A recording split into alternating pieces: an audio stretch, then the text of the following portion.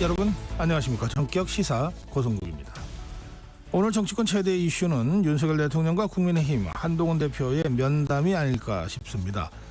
명태균 씨 논란, 김건희 여사 리스크 등 돌파구를 찾을 수 있을지 국민의힘 김재원 최고위원과 만나서 좀 짚어보겠습니다. 월요일에 만나는 코너 품격 토론, 오늘도 김영우 전 의원, 신경민 전 의원과 함께 정치 현안 짚어보겠습니다.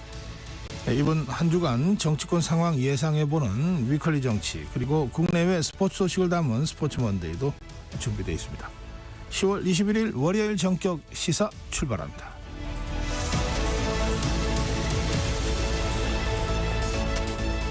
정격 시사는 유튜브 라이브로 생방송 함께 하실 수 있습니다. 문자 참여해 주십시오. 짧은 문자 50원, 긴 문자 100원, 샵 9730입니다. 콩 어플 무료입니다. KBS 1라디오 정치, 경제, 사회문화 각종 명품 콘텐츠가 지금 여러분을 기다리고 있습니다. 구독과 좋아요, 그리고 좋은 댓글로 여러분 KBS 라디오와 함께 해주십시오.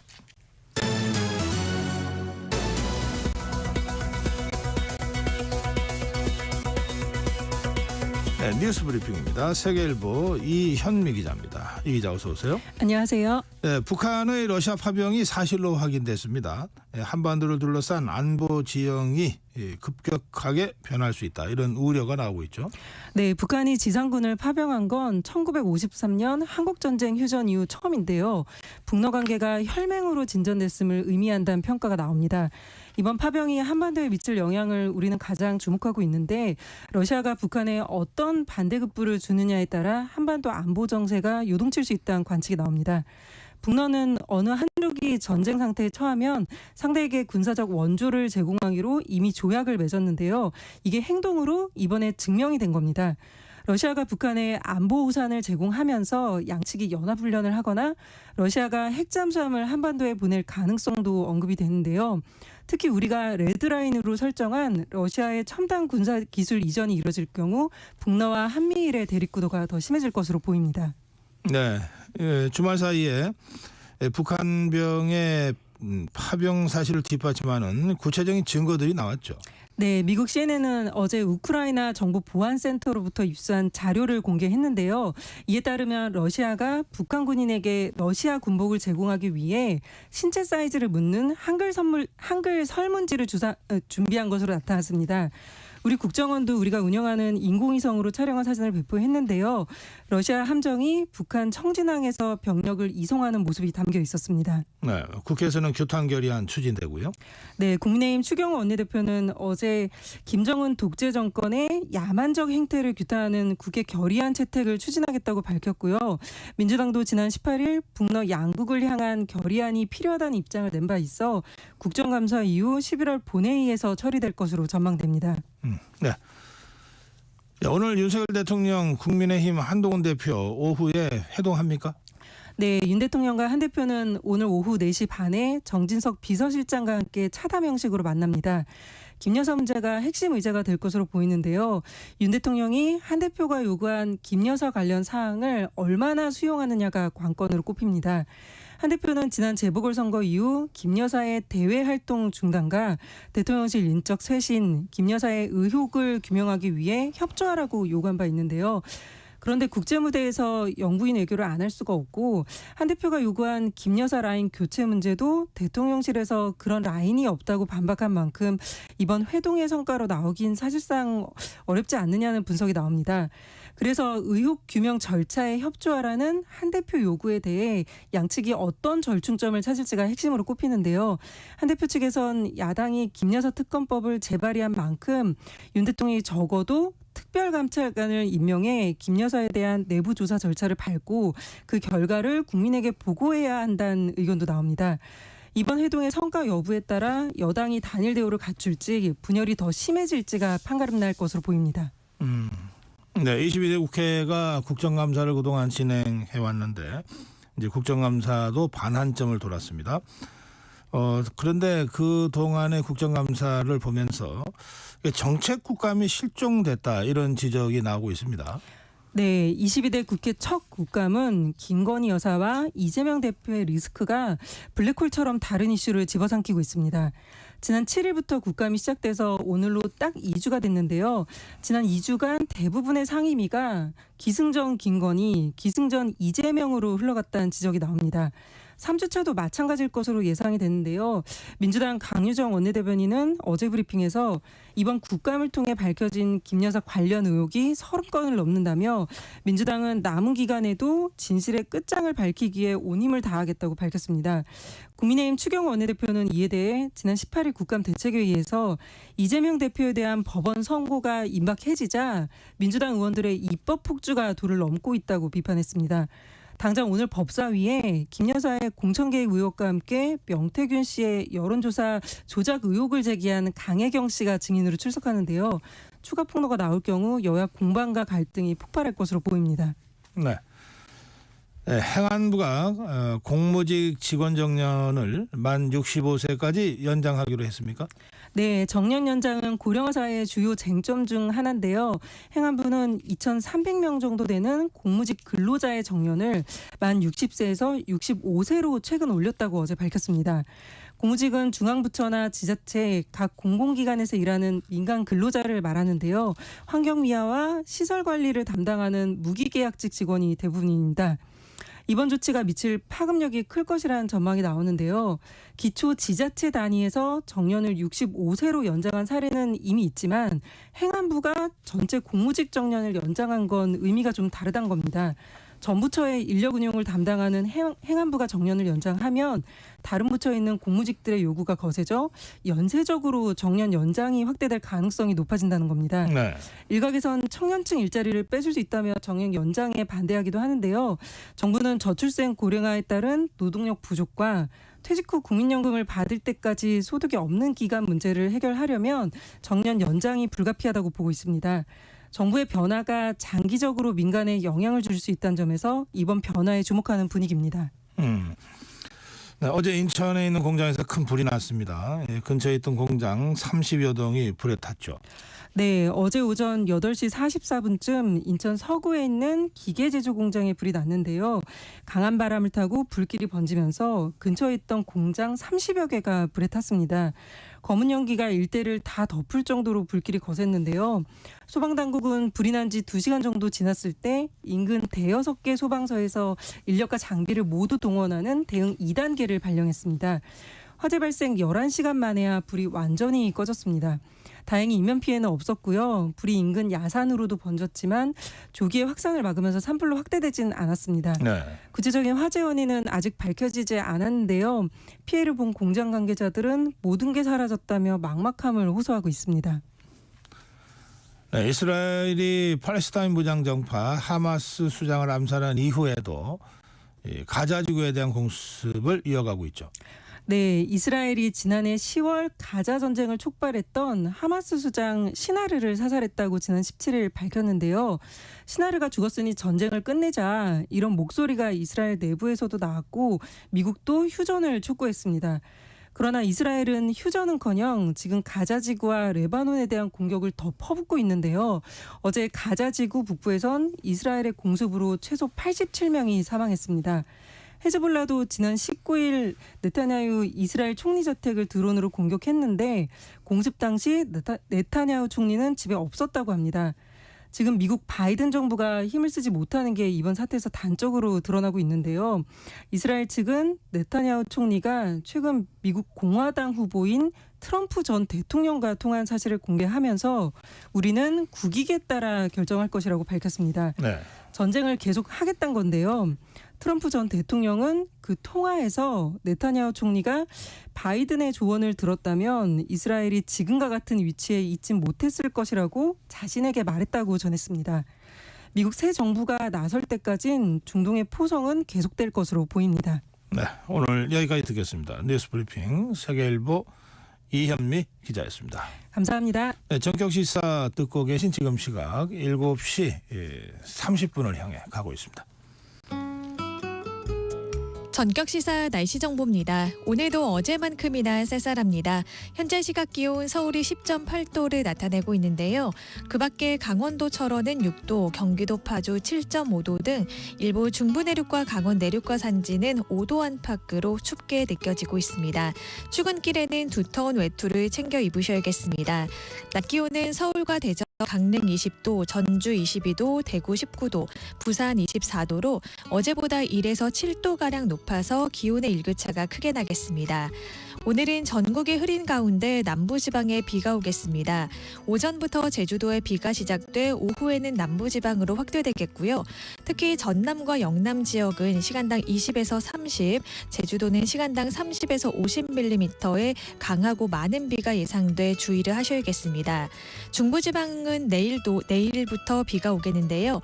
그 사이 제주도의 많게는 120mm, 부산과 울산, 경남 남해안에는 100mm 이상의 많은 비가 내리겠고요. 중부지방은 내일부터 10에서 60mm의 비가 예상됩니다. 비는 모레 새벽 사이 서쪽 지역부터 대부분 그치겠지만 오전까지 이어지는 곳이 있겠습니다. 모레 비가 그친 후 또 한 차례 찬 공기가 남하하면서 서울의 낮 기온 16도, 목요일에는 서울의 아침 기온이 6도까지 뚝 떨어지겠습니다. 지금 서울의 기온은 10.8도입니다. 지금까지 날씨 정보의 조헌일이었고요. 이어서 교통 상황을 KBS 교통정보센터의 유하영 씨가 전해드립니다. 네, 월요일인 만큼 일찍부터 출근길 정체가 길어졌습니다. 서울 시내에서는 강변북로 구리 방향 행주대교에서 동작대교까지 막히고요. 1시간 5분 정도 걸립니다. 올림픽대로 하남 쪽으로 행주대교에서 한강대교까지 밀리고 그 사이 가양대교 4차로에서 사고 났습니다. 고속도로는 서해안고속도로 목포 쪽으로 순산터널에서 화성휴게소까지 1시간 이상 걸리고 경부고속도로 서울 방향 기흥에서 신갈분기점까지 막히고 금토 분기점에서 반포까지 정체입니다. 제2경인고속도로 성남 쪽으로 문학에서 남동까지 또 신천에서 일직 분기점까지 밀립니다. KBS 교통정보센터였습니다.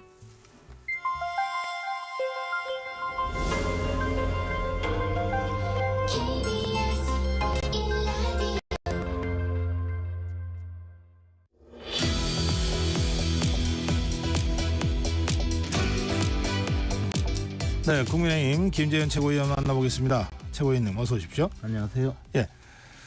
요즘 정치권에 명태균 씨의 이른바 살라미식 폭로 참 잘게 저기 한꺼번에 폭로 쾅 하는 것도 아니고 이제 그런 살라미식 폭로로 정치권이 시끄럽습니다. 근데 최근에 이 윤석열 대통령이 이제 그 얘기를 할 때 고개를 좌우로 이렇게 좀 보면서 하는 그거를 대선 때는 그 상대방 측에서 도리도리 이러면서 그냥 좀 놀리기도 하고 공격도 하고 그랬는데 그걸 자기가 조언을 해서 고쳐줬다 이런 주장까지 내놨는데 이 명태균 씨의 이런 이 폭로 계속되는 폭로 이거 어떻게 보십니까?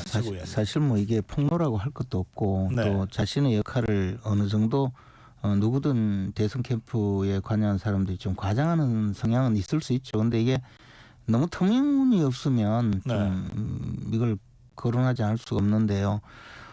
윤석열 대통령이 후보 시절에 이 고개를 말하면서 자꾸 이렇게 돌리는 걸 처음 제가 목격한 것은 정치 참여 선언할 때 그때였거든요. 네. 그리고 이후에 이 말하자면 TV 토론이 이제 시작이 되었는데 처음 TV 토론은 우리 당의 그 예비 후보로 등록한 분 한 9명쯤 됐을 겁니다. 8명 넘어갔으니까요. 네. 9명, 10명쯤 됐을 텐데 모두가 참여하는 TV 토론이었어요. 그게 이제 9월 중순에 있었는데 7월 말에 입당하고 9월 중순에 있었는데요.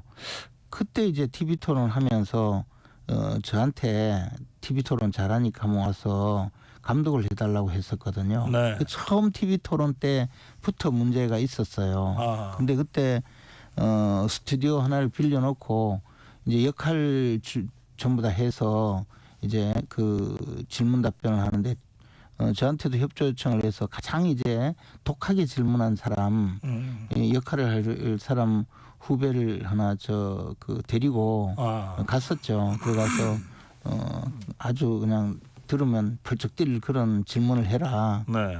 아마 하태경 의원이나 유승민 의원 정도의 역할을 하기에 그래놓고 제가 이렇게 보고 있는데 그때 사회는 이제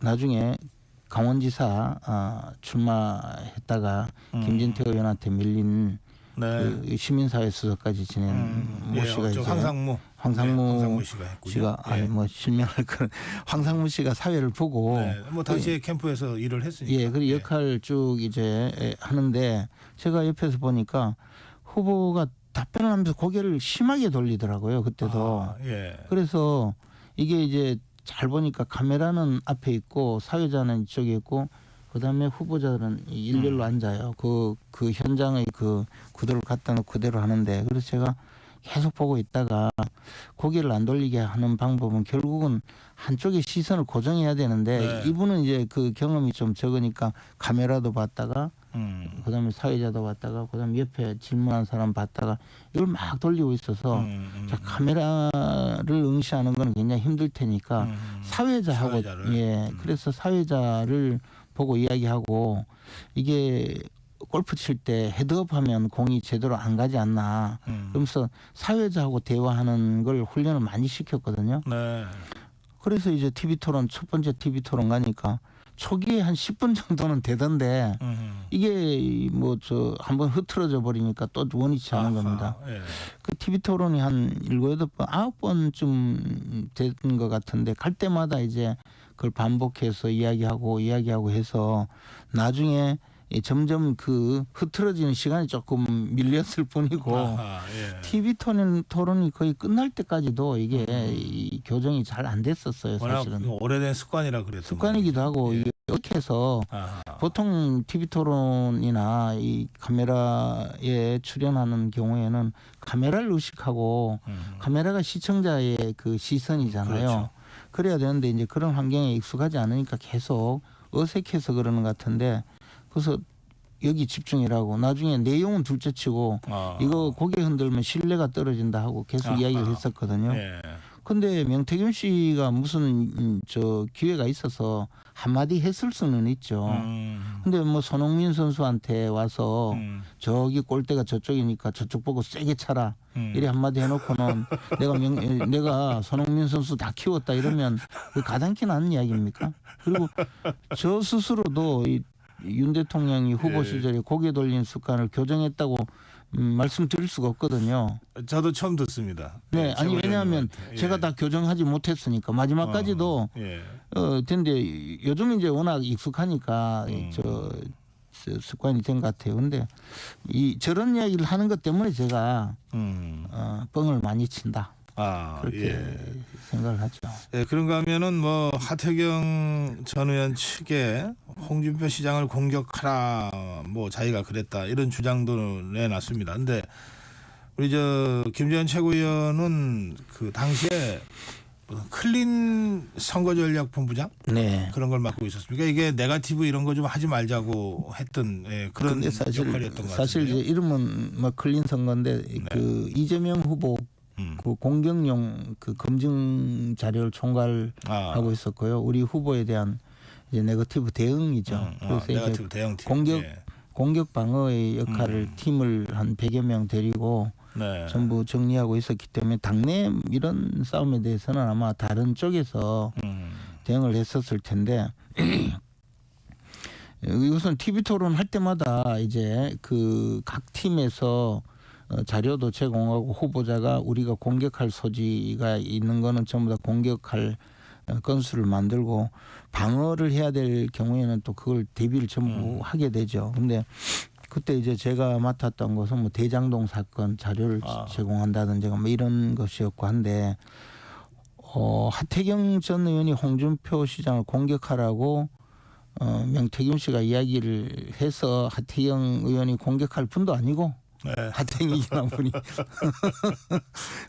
근데 그 두 분의 말이 저는 답이 있다고 봐요. 예. 하태경 의원은 그런 말 처음 듣는다고 홍준표 시장 하태경이 원래 그런 사람이라는 거고요.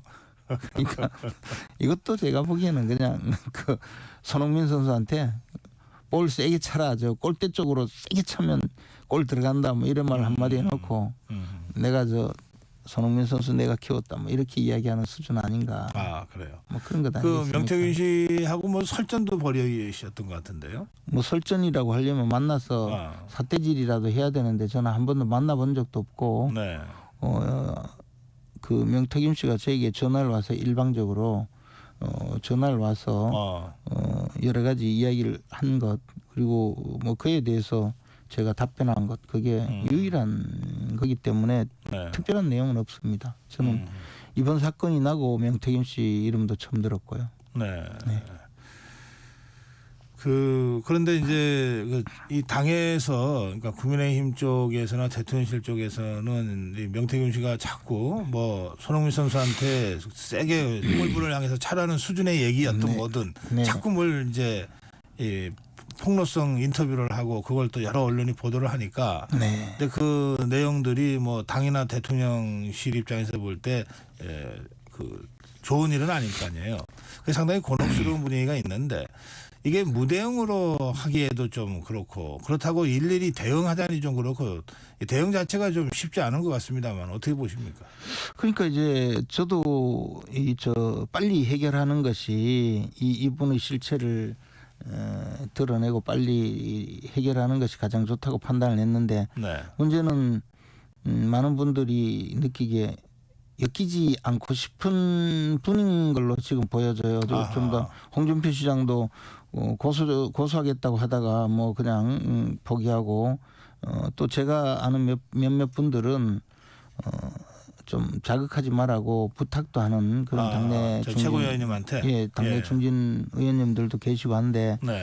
지금은 이제 또 민주당이 특검까지 들고 나왔지 않습니까? 결국에는 이 명태균 씨를 자극해서 나올 여러 가지 이야기는 우리 당의 그 선의의 피해자도 만들 수 있고 더 나아가서 민주당을 이롭게 하는 그런 행위로 갈 것이 자명한 사안이거든요. 네. 그러다 보니까 명태균 씨 가급적 좀 자극하지 않는 것이 좋겠다라고 제가 먼저 네. 우리 당 지도부에 말씀을 드린 적이 있습니다. 이 사안은 결국에는 명태균 씨가 불법 행위가 있으면 검찰에서 빨리 수사를 해서 그 부분에 대해서 처리를 해주는 것이 네. 그게 가장 중요한 일이라고 봅니다. 검찰은 무슨 표현을 입에 단내가 날 정도로 보고 있다는데 제가 보기에는 이해가 안 가요. 뭐 하는지.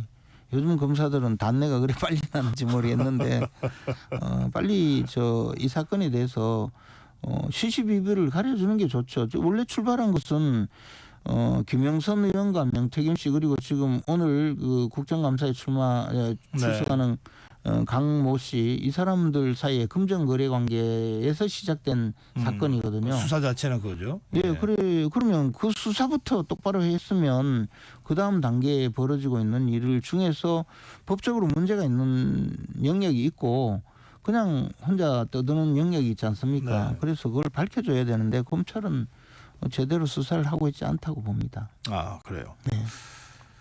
알겠습니다. 그런가 하면은 이 명태균 씨가 19대 대선 때 문재인 당시 후보 선대위에 이름을 올렸었다 뭐 이런 식의 보도도 있던데 혹시 파악은 하고 파악해 보셨어요? 근데 문재인 선대위에 뭐 저희들이 파악할 수는 없는 일이고 네. 근데 이분은 사실 명태균 씨는 그 선거 때마다 각 후보들에게 접근해서 자신이 그 여론조사를 할 수 있고 그에 대해서 결과를 좋게 만들 수 있고 당신을 당선시킬 수 있고 뭐 그렇게 이야기하는 분이지 않습니까?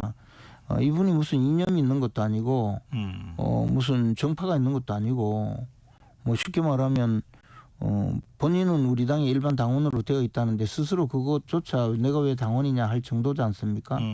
그러니까 뭐 선거 때 어느 정당의 선대위원으로 이름을 올렸던 그것은 지극히 본인은 관심도 없을 그런 사안 아닌가.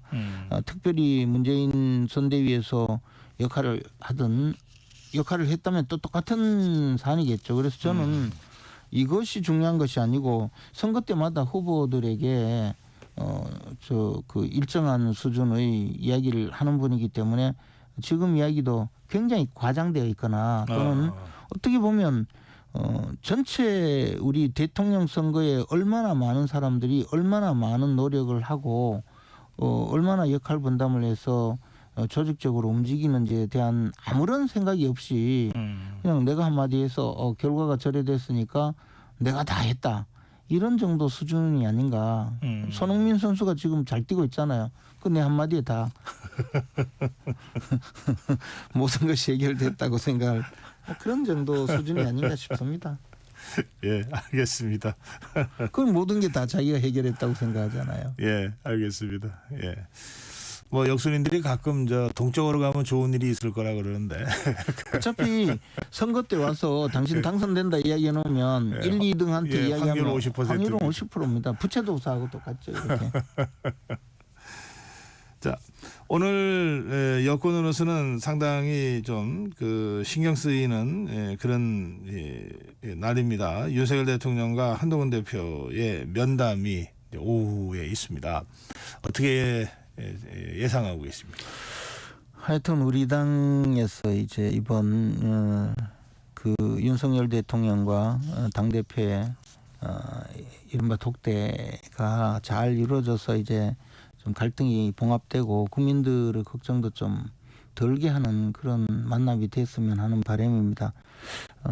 만에 하나 이번 독대 면담이 제대로 그 결말을 맺지 못하면 국민들에게 더 큰 실망을 안겨줄 것이고요. 특히 우리 당의 당원과 지지자들은 이 보수 분열의 걱정을 지금 아주 극도로 이제 하고 있고 이재명 대표는 뭐 11월 2일부터 직접 그 김건희 여사 규탄 대회라는 이름의 사실상 윤석열 대통령 이제 탄핵의 예. 집회에 직접 그 참석하겠다고 했는데 점점 우리 가까웠던 그 시절의 그 아픈 추억이 또 되살아나는 그런 상황이 아니겠습니까? 그래서 이런 상황이 중차대한 이 상황에서 대통령과 당대표의 면담이 잘 성과를 냈으면 하는 바람인데 뭐 전망은 그렇게 밝지 못하다고 솔직히 말씀드려야 되겠습니다. 왜 그렇게 보십니까? 지금 이 산적한 문제는 결국은 어느 쪽이든 양쪽 다 조금씩 자기 주장을 좀 접고 우리 보수 진영 전체의 공멸을 막아낼 정도의 큰 그 결과를 만들어야 되는데 그러려면 서로 상대방이 나를 정말 걱정해서 이런 말을 한다. 더 나가서 저 이야기는 결국 우리가 다 잘 되자는 의미다라는 그 전제가 있어야 되거든요. 즉 신뢰가 있어야 된다는 것이죠. 네. 이것은 인간적인 신뢰를 넘어서서 정치적인 신뢰가 있어야 되는데 아마 거꾸로 내가 잘 되기 위해서 당신은 좀 죽어달라 이런 류의 그런 요구라면 네. 그러면 그것은 잘 그 성사가 되기 어렵거든요. 과거 수많은 정치적인 만남과 또 회담이 있었지만 그것이 잘 성사되지 않는 대부분은 만나서 요구했다는 사실 자체를 그 남기는 것이 오히려 중요한 목적이었던 경우가 많거든요. 특히 네. 야당 대표가 대통령에게 영수회담을 요구할 때는 대부분 내가 대통령한테 이만큼 이야기했는데도 수용하지 않더라. 그러니까 우리는 장외로 나갈 수밖에 없다. 뭐 이런 전 단계의 그 정치 행사로서 영수회담이 많았었는데 제발 이번 회담만은 인간적인 신뢰, 정치적인 신뢰의 바탕에서 보수가 다시 네. 그 결집할 수 있는 그런 계기가 됐으면 하는 간절한 바람이 있습니다. 예, 김태흠 충남지사도 대통령과의 신뢰 회복이 우선이다. 뭐 네. 이런 얘기를 했다고 합니다. 그러니까 이제 신뢰라는 것이 당 대표께서 지금 이미 김건희 여사의 문제를 해결하기 위한 방안으로 제시하면서 세 가지 요구사항을 네. 제시했거든요. 네. 만약에 그 똑같은 이야기라도 그 독대 자리에서 그런 이야기를 하고 밖에 나와서도 그런 내가 이런 이야기를 했다는 것을 좀 물론 시간이 지나면 다 알려지겠지만 그런 상황에서 제대로 그 모든 것을 공개하지 않고 다만 대통령께 충분히 말씀드렸다 이 정도라면 대통령도 심사숙고할 그런 시간이 있었을 텐데 지금은 네.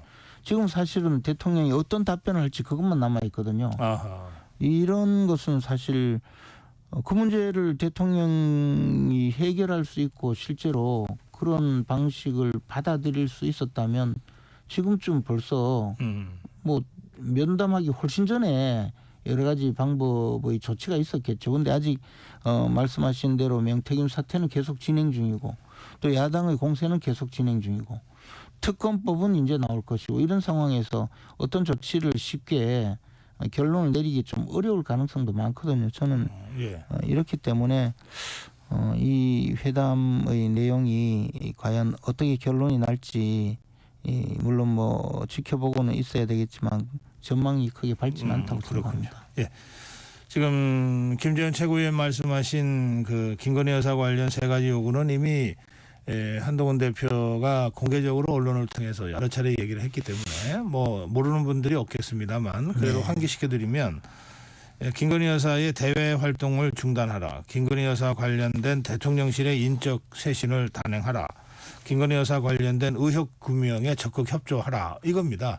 저는 거기다가 그 대통령께서 그 독대를 하면서 비서실장을 배석시키니까 예. 그에 대해서 우리도 비서실장을 데리고 가겠다 이렇게 이야기한 것은 그건 사실 대통령을 국가원수 내지 우리 당이 배출한 대통령으로 인정하지 않는 것 아닌가. 그냥 정치적 상대로서 대통령 당신과 나는 동급이니까 나도 그 비서실장 데리고 가겠다. 쉽게 말해서 배석자가 있다는 것은 딴 이야기가 나오지 않기 위해서인데 네. 그쪽만 증인이 있으면 되냐 이런 투의 지금 말씀 아니겠습니까? 이것은 예. 야당 대표도 통상 그렇게 잘 하지 않는 것 같은데 저는 그 이야기를 듣고 좀 약간 좀 의아하게 생각했습니다. 그리고 아무리 독대 자리라 하더라도 정치적인 만남의 경우에는 배석자가 있어야 됩니다. 비서실장이 배석하는 것이 지극히 그 당연한 자리이고 정 문제가 된다면 비서실장에 대한 이야기가 나올 것 같으면 하다못해 기록비서관이라도 배석을 해야 되는 것이지 대통령이 1대1로 만나는 것은 지극히 사적인 자리라면 모를까. 네. 저는 그런 외의 그 정치적인 면담 자리에 이런 이야기가 나온 것 자체가 좀 의아하게 생각했습니다. 그리고 아마 그것은 대통령실을 운영하고 있는 일반 원칙에도 전혀 맞지 않고 아마 어떤 정권에서도 동일한 사안이라고 봅니다. 적어도 국가원수 내지 대통령으로서의 지위를 인정한다면 당연히 그렇게 해야 되고 대통령실은 당연히 그렇게 업무를 수행해야 합니다. 알겠습니다. 그 지난주에 도이치모터스 주가 조작 의혹 사건 관련된 김건희 여사에 대한 최종 그 검찰 처분이 있었는데 무혐의 불기소입니다. 네. 그런데 더불어민주당 쪽에서 그 무혐의 불기소에 대한 책임을 묻겠다 그러면서 심우정 검찰총장 그리고 이창수 서울중앙지검장뿐 아니라 직접 수사를 이끈 최재훈 반부패 수사 2부장까지 탄핵하겠다고 지금 하고 있습니다. 검사 출신이시잖아요. 이런 경우에 네. 우선 이 검찰의 처분, 그러니까 무혐의 불기소 처분에 대해서 어떻게 생각하시는지, 그리고 검찰 처분에 대한 이런 야당의 이 탄핵 그 추진에 대해서는 어떤 생각을 하시는지. 일단 심우정 검찰총장이나 이창수 중앙지검장은 제가 같이 근무해 본 분들이에요. 예. 그리고 그분들이 얼마나 강직하고 훌륭한 분인지 제 개인적으로 잘 알기 때문에 네. 그분들에 대한 신뢰가 있고 이창수 검사장은 특히 제가 그 같은 부에서 선배로서 그 같이 선후배 관계로서 일을 했었는데요. 네. 이번에 그 검찰의 그 수사 결과 브리핑은 제가 다 보지 못했습니다. 또 불기소 이유에 대해서 정확하게 모든 것을 다 살펴보지 못했는데 다만 그 증거 관계에 대한 일부 설명을 듣고 아 저것은 충분히 확신을 가지고 결정을 했구나라는 생각을 했고 더 나아가서 이창수 검사장이 정치적인 요구 사안을 따라서는 안 된다는 강한 자신의 의지 표현을 했거든요. 저는 적어도 이창수 검사장의 그 말씀은 정말 진실된 말씀이라고 생각해요. 그런데 이제 결론이 마음에 들지 않는다고 해서 검사들을 탄핵하기 시작하면 아마 이재명 대표 판결을 한 판사들도 똑같이 탄핵할 수 있을 겁니다. 지금 민주당은 과반수 의석을 점하고 있기 때문에 대통령을 제외한 어떠한 그 공직자도 그냥 민주당 단독으로 탄핵 소추를 할 수 있고 헌법재판소 재판관을 더 이상 충원해주지 않으면 탄핵 결정을 끝까지 결론을 맺을 수가 없어서 결국은 그 공직자들은 임기가 끝날 때까지 제대로 마무리해야 될 시간이 됐습니다. 임기가 끝날 때까지 자기 여기서 돌아올 수가 없는 그런 상황이거든요. 여기까지 듣겠습니다. 국민의힘 김재원 최고위원과 함께했습니다. KBS 라디오 기후 위기 대응 캠페인 지구를 안녕하세요. 저는 청소년 기후행동 윤현정이라고 합니다. 19명 청소년들이 원고가 되어서 헌법재판소에 국가의 기후대응이 국민의 기본권을 충분히 보호하고 있지 않다라는 내용으로 헌법소원 청구를 했습니다. 그리고 얼마 전 8월 달에 이제 승소 판결이 최종으로 나오게 됐는데요. 4년이 넘는 시간 동안 진행하다 보니까 되게 승소 판결을 만들어내기 위해서 정말 많은 고민을 했던 것 같아요. 왜냐하면 4년이라는 시간이 절대 짧은 시간이 아니잖아요. 사실 개인이 할 수 있는 것들의 힘은 절대 작지 않다고 생각을 해요. 왜냐하면 헌법소원을 진행했던 사람들도 사실 그저 한 명의 개인이었고 저도 지금 사실 그저 한 명의 개인이고 국민참여의견서에서 함께 해주었던 소송에서 가장 강력한 힘이 되어줬던 사람들도 사실 개인이었잖아요. 근데 그런 사람들의 말과 이야기가 모여서 사실 이 헌법소원의 승소가 가능했다고 생각을 하거든요. 그래서 개인이 할 수 있는 것들은 사실 늘 약간 일상적인 실천 혹은 일상의 영역에서 탄소 감축을 위한 행동만이 제한이 되는데 사실 더 큰 힘은 개인이 모두 이 사회를 이루고 있는 주체라는 점에 있는 것 같아요. 기후위기 대응 정책의 지지를 보낸다거나 기후위기에 대한 기사를 찾아보고 거기에 대해서 뭐 공유를 많이 한다거나 캠페인에 참여를 한다거나 혹은 뭔가 설문조사가 있을 때 나는 기후위기 대응 정책에 되게 많은 힘을 실어주고 싶고 이 문제 되게 중요하게 바라보고 있어 라는 식으로 말하는 게 사실 저변, 사회적 지지 혹은 기후위기에 대한 영역을 확장해 나가는 거잖아요. 그런 부분에서 더 함께 할 수 있지 않을까 싶습니다. 뜨거워지고 있는 지구. 지금 우리의 문제입니다. KBS 라디오 기후위기 대응 캠페인 지구를 지켜라 였습니다.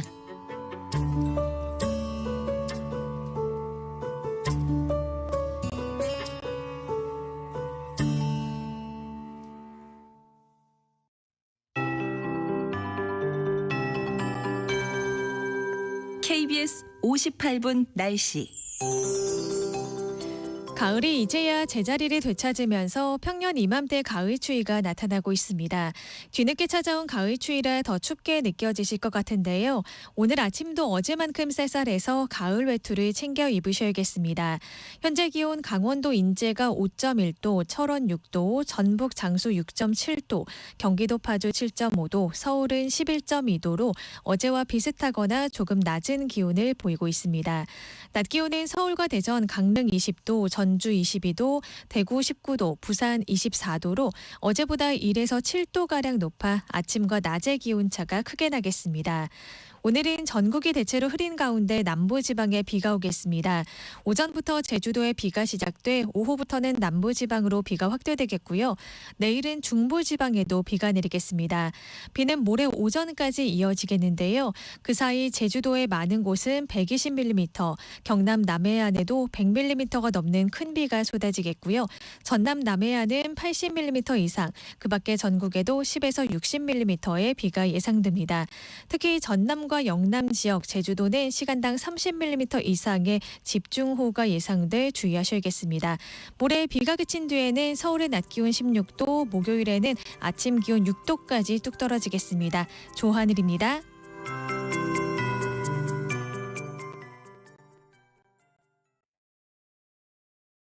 정성을 다하는 국민의 방송 KBS가 8시를 알려드립니다.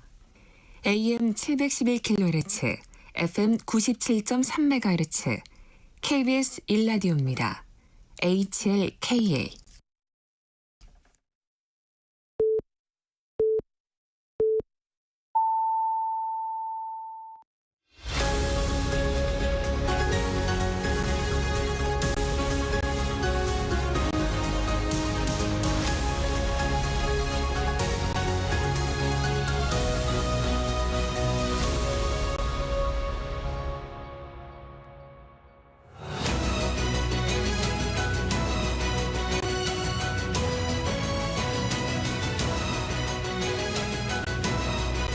네, 매주 월요일입니다. 정치 현안을 품격 있게 토론하는 품격 토론. 두 분 모시겠습니다. 김영우 전 의원 나오셨습니다. 네, 안녕하세요. 신경민 전 의원 모시겠습니다. 네, 안녕하십니까. 예. 이 두 분이 다 국제통이시고 또 군사 전문가시기도 해서 오늘 그 러시아 북한 파병 문제부터 잠깐 먼저 말씀 듣겠습니다. 이게 굉장히 심각한 사안 같긴 한데 또 워낙 뭐 우리하고 직접 체감되는 부분이 아직 없어서 그런지 중요하다고 하면서도 또 그냥 소식만 전하고 넘어가곤 하는데 이 두 분 어떻게 보시는지부터 좀 말씀 듣겠습니다. 김영우 의원님. 이거 너무나 중요한 국면 전환입니다. 왜냐하면 우크라이나하고 러시아하고 당사국이 이렇게 전쟁을 벌이고 있는 상황에서 북한이 제3국으로서 육군 직접 파병을 한다는 거는 이게 판이 완전히 달라지는 거죠. 전쟁의 양상이 국제전이 되는 것이고 또 북한이 앞으로 그렇게 하면은 러시아로부터 분명히 받아낼 게 있겠죠. 요구사항이 있을 겁니다. 뭐 그 핵탄두 소형화 기술이라든지 원자력 잠수함이라든지 방공망, 뭐 레이더 또 전투기 이런 거를 받아낼 수가 있는데 우리에게 위험한 것은 만에 하나 북한이 대남 국지 도발을 벌였을 때 북한이 믿는 구석이 생긴 거죠. 러시아 그 뒷배가 생긴 거기 때문에 네. 이게 너무나 중요한 국면 전환이다 생각을 하고 북한이 이제는 아마 그 반 자유민주주의 그러니까 반 서방 깃발을 확실히 들은 거거든요. 그리고 이제 만에 하나 앞으로 또 중동이라든지 이런 그 반 이스라엘, 반미 그런 저항 단체들 하마스, 헤즈볼라 뭐 이런 단체들하고의 무기 거래라든지 이런 것도 만약에 은밀하게 더 노골적으로 한다면 이거는 국제사회에 있어서 굉장히 큰 일대 혼란이 되겠다 싶습니다. 이런 때에 우리가 대중 대러 외교는 또 어떻게 해야 되는지 아니면 러시아의 아니 우크라이나의 여러 가지 그 이를테면 살상무기 이런 거를 또 지원해야 되는지 아마 혼란스러운 그 논쟁이 좀 지속될 것 같네요. 네, 신경민 의원님. 이건 뭐 지상전 개입이라는 엄청난 뭐 국제적 사건이죠. 그런데 지금 문제가 하나 있습니다. 이게 지금 우리 정보기관이 주도를 해서 전 세계로 타전한 거거든요. 근데 이것을 받은 서방 국가들이 심지어는 미국까지도 이것을 말하자면 완벽하게 인정을 하질 않아요. 그런데 지금 정보에는 수송 방법 그리고 수송 지역 부대까지 특정이 되어 있는 굉장히 자세한 정보를 우리 정보기관이 노출을 시켰거든요. 이건 무슨 얘기냐면은 언제 어디서 이 정보를 수집했다는 것을 말하자면 알려주는 겁니다. 전 세계에 알려주는 것이고 북한과 러시아에 알려주는 거거든요. 그러니까 지금 오스틴 미 국방장관이나 나토 사무총장 같은 사람들이 다 지금 이태리 나폴리에서 모여서 G7 국방장관 회담을 하는 자리가 열리고 있었거든요. 그때 그 시간에. 근데 이분들이 일치되게 뭐 입을 맞춘 것도 아닐 텐데 이렇게 반응을 보여요. 첫 반응이 지금도 이 반응을 유지를 하고 있는데요. 태도 유지를 하고 있는데 이게 사실이라면 이라는 거고요. 그리고 그런데 사실 여부를 지금 미국 첩보기관이나 나토 관련국들의 첩보기관은 확인할 수 없습니까? 그러면은 그렇게 물어보면 확인할 수 없다고 얘기를 해요.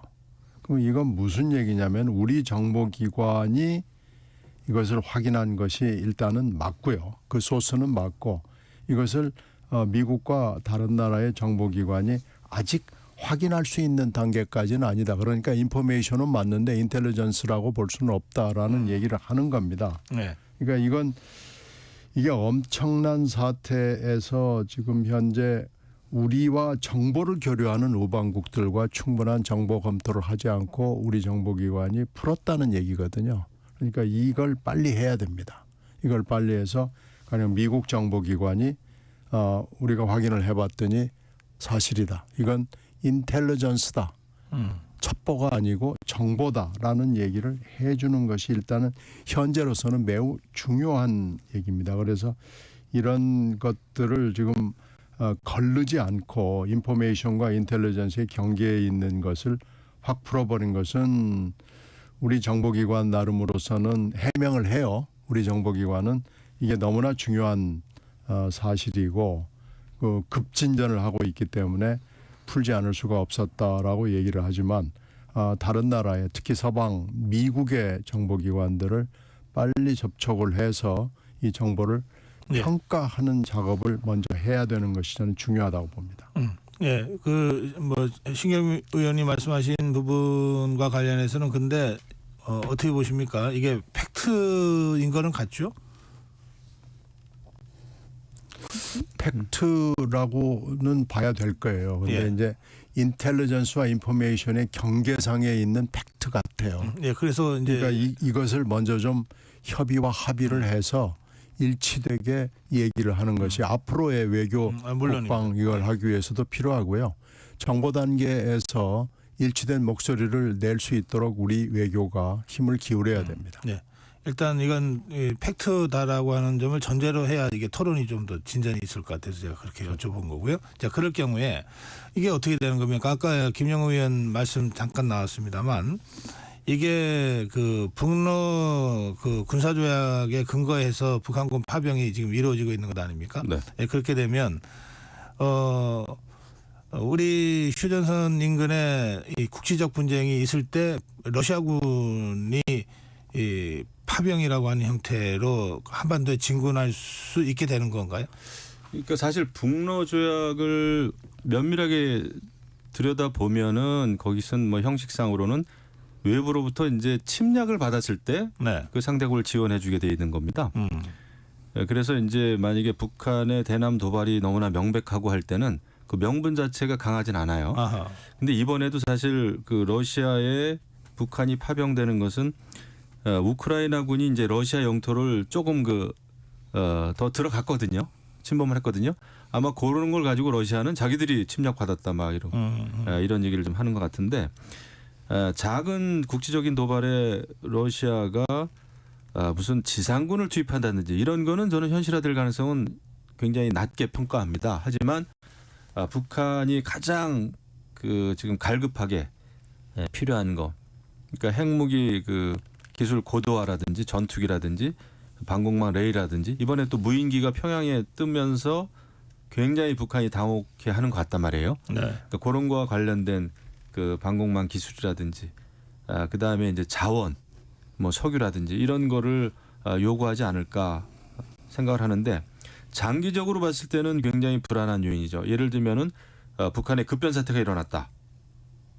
또 김정은이 뭐 어떻게 됐다 했을 때 중국과 러시아가 북한에 대해서 어떻게 대응할까? 이게 굉장히 좀 우려되는 바여서 우리가 지금 우크라이나 러시아 전쟁도 봐야 되지만 한반도에서의 이런 그 어떤 정세 변화라든지 있을 수 있는 급변 상태에 대해서 굉장히 지금 예의주시해야 되겠다 이런 생각이 듭니다. 네. 그건 맞습니다. 지금 만약에 북러 최근에 맺었던 조약에 보면은 동맹이라고 지금 한 거 아니겠어요?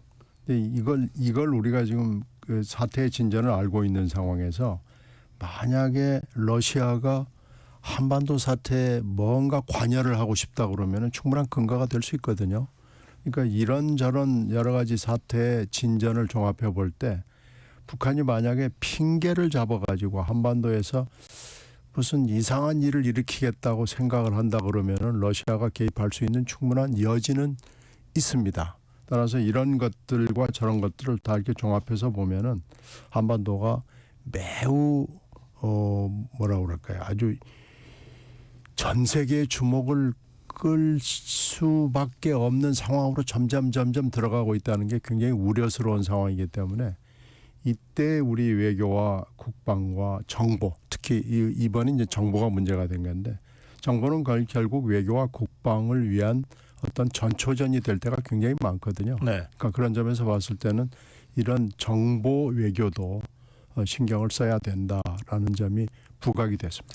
그리고 제가 한 가지 참 궁금하기도 하고 걱정스러운 것은 러시아 같은 경우에는 정말 그 군사 강국이거든요. 군사 대국입니다. 예. 뭐 핵무기도 많고 전략무기뿐만 아니라 그런데도 그렇게 군사 대강국이 북한의 그 지상군이 필요할 정도로 이렇게 됐단 말이에요.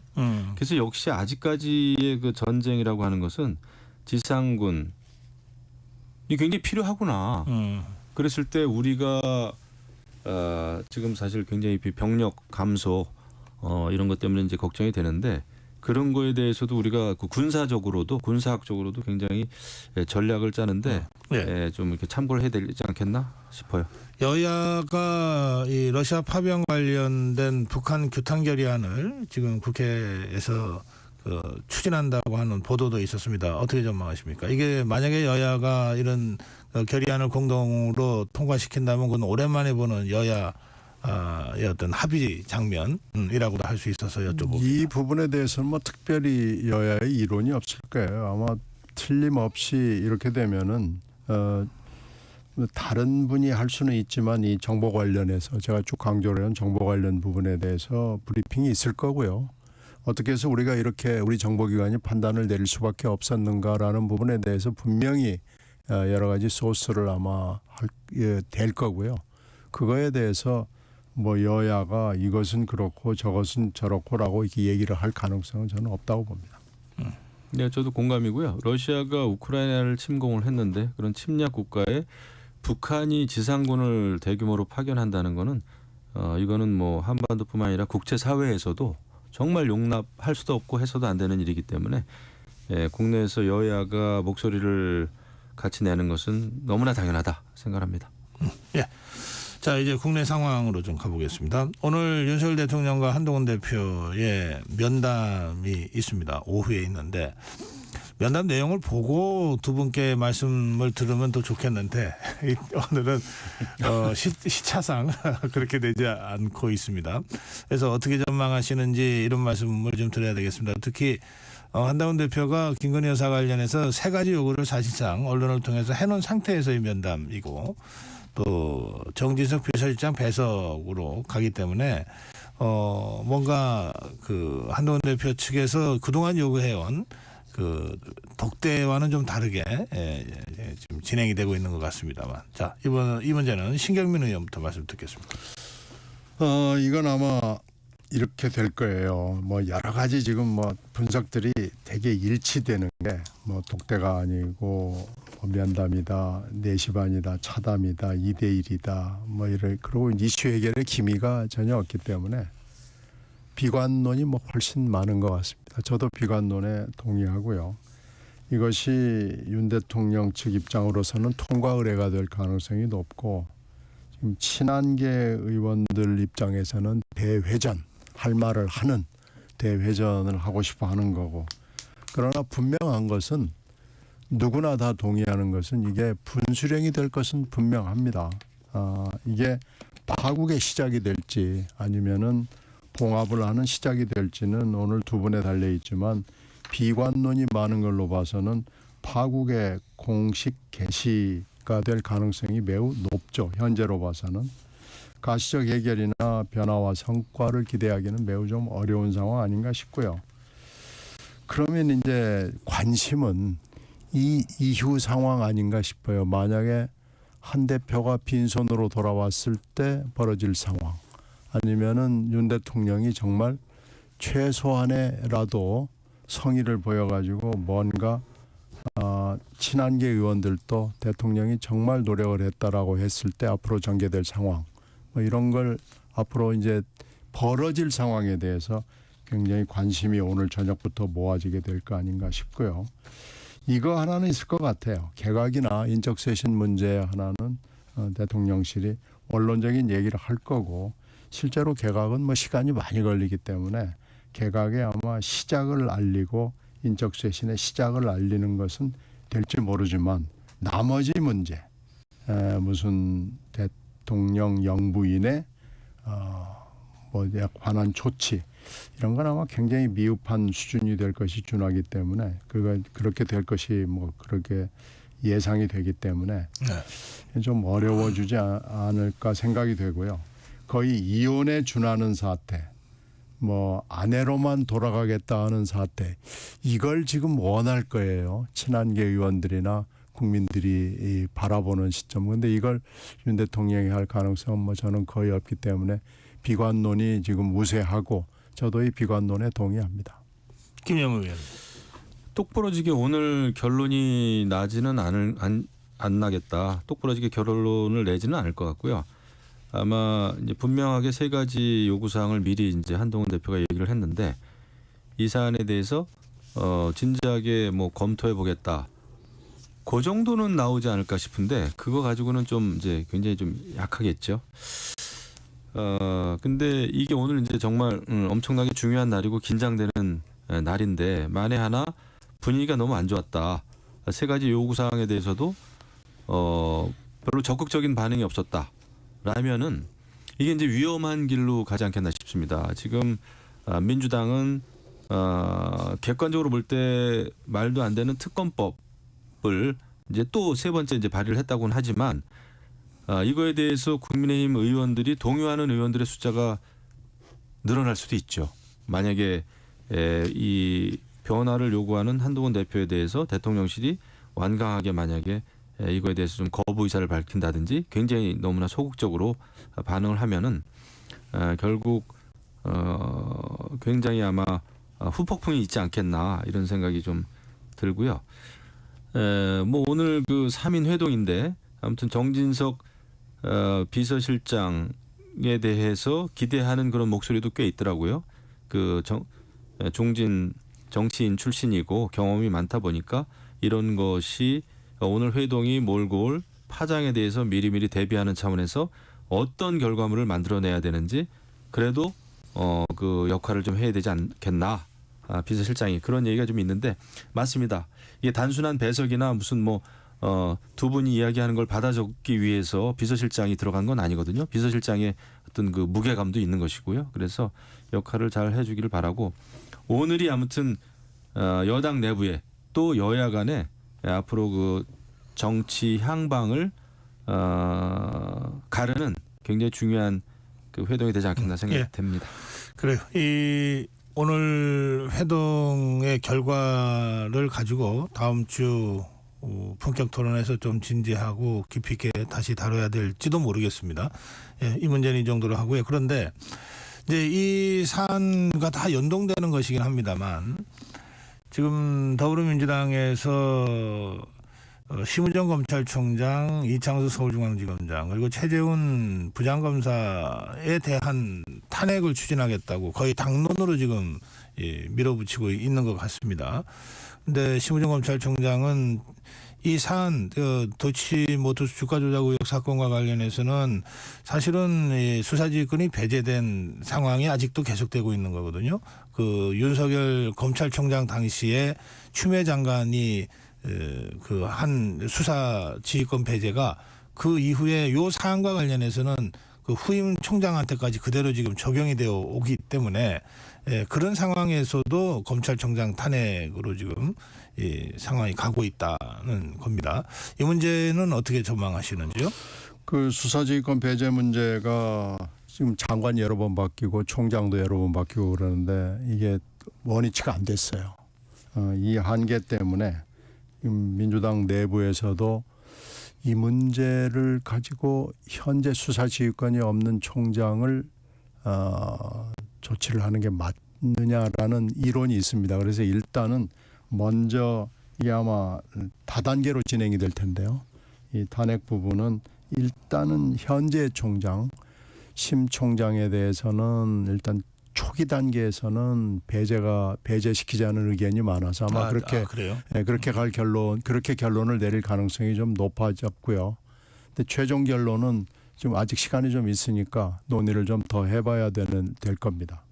근데 일단 서울지검장 경우에는 그 문제에 대해서 예외를 두기는 지금 어려운 상황이기 때문에 이 탄핵 문제가 진행이 될 수밖에 없는 것 같고요.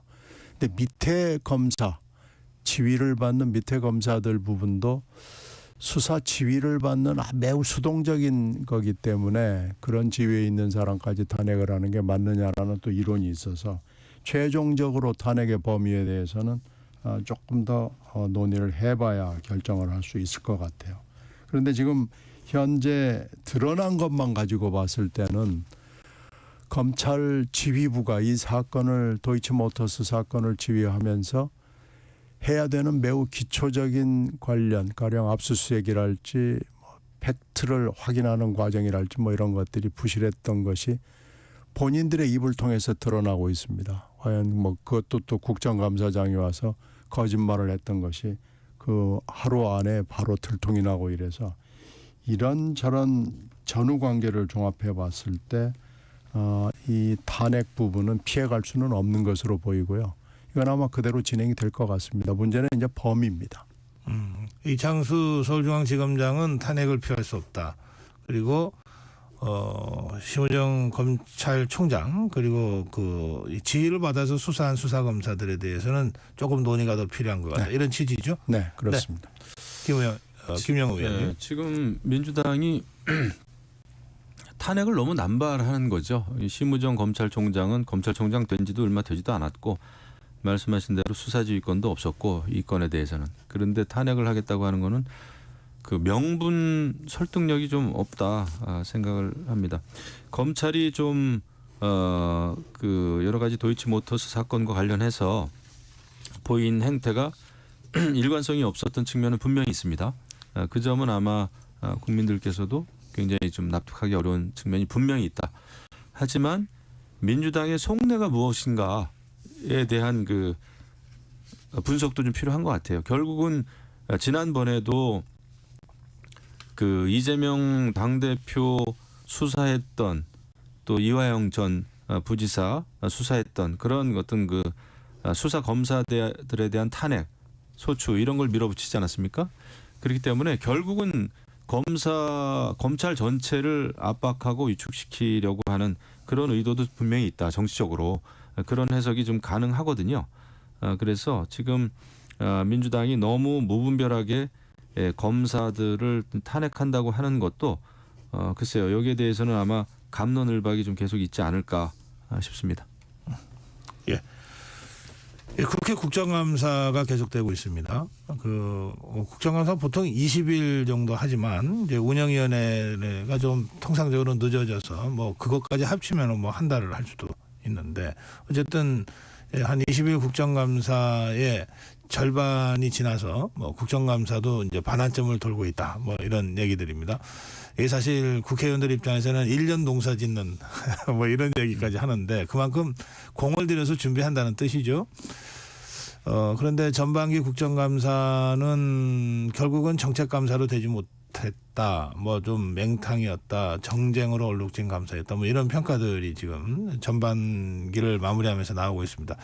두 분 국정감사를 이미 여러 차례 해보셨을 테니까 그 국회의원들 어려움도 다 아실 거고요. 그런데 이런 평가들이 나오고 있습니다. 어떻게 보시는지요, 신경민 의원님? 국회의원들은 여러 가지 문제 제기를 하는데 실제로 이제 보도되는 것은 그것만 나가죠. 그러다가 보니까 저희도 예상을 9월 초에 했듯이 결국은 10월 달에 국감은 김건희 여사하고 이재명 두 분을만 회자가 되는 그런 국감이 될 것이다. 그런데 그렇게 되고 말았고요. 오늘 또 그런 현실이 계속되고 있죠. 특히 오늘은 명태균 씨와 관련이 돼 있는 그 강혜경 씨가 법사위에 나오고 이번 주말에는 또 종합 확인 감사에 또 나올지도 모르는 지금 상황이 돼 있어서 네. 아마 명태균으로 결국은 오늘 또 그렇고요.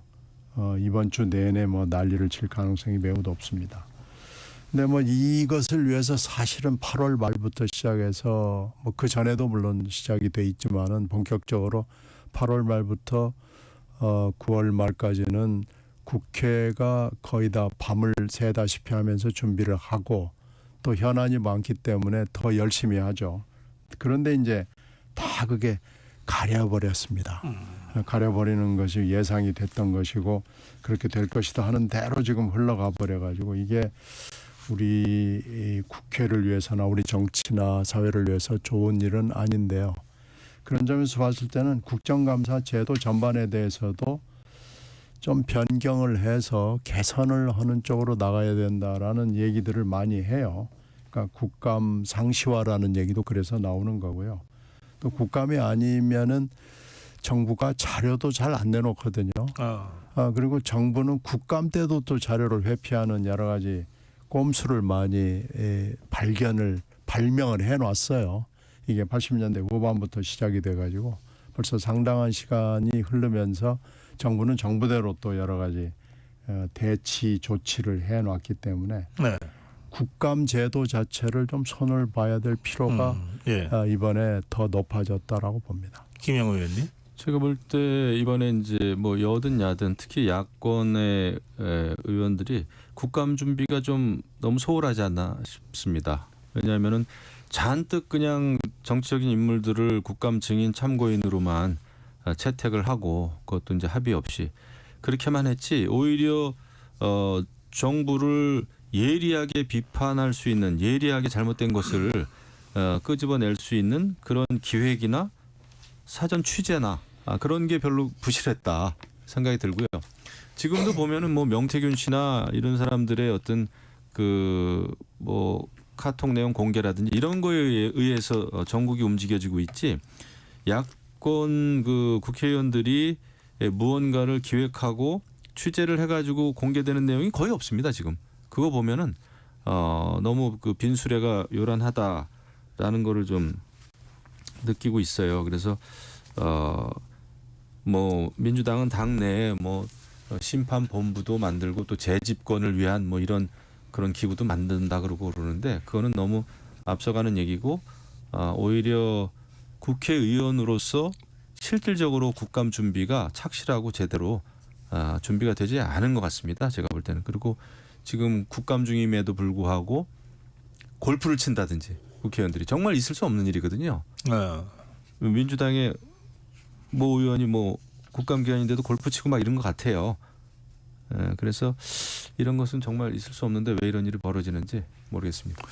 국감을 조금이라도 알면 이건 참 이해할 수 없는 일.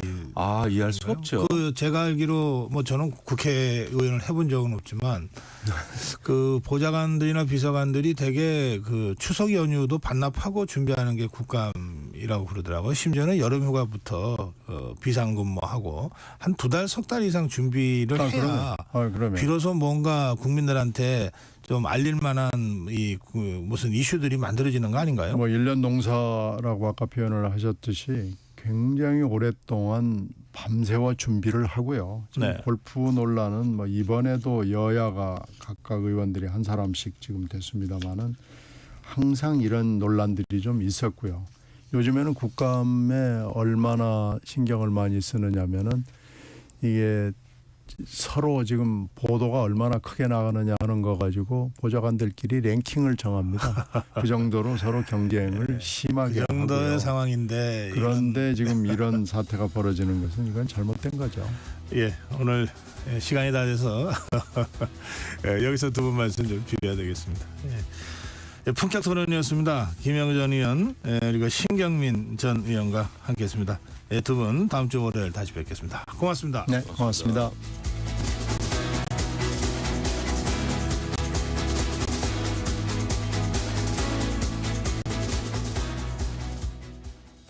잠시 후 8시 반부터 일부 지역국에서는 해당 지역 방송을 보내드립니다.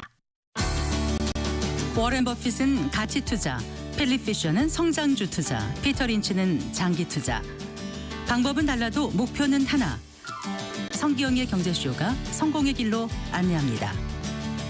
깊이 있게, 명쾌하게, 지금 이 시대 경제에 관한 모든 것을 알려드립니다. 평일 오후 4시 5분 성기영의 경제쇼와 함께하십시오.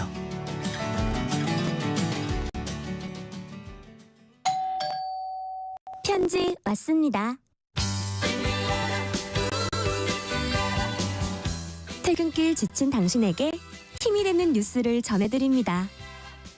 매일 저녁 5시 5분 당신과 함께 읽는 세상 이야기 KBS 1라디오 뉴스레터 K. 지금 시각은 8시 30분입니다. KBS.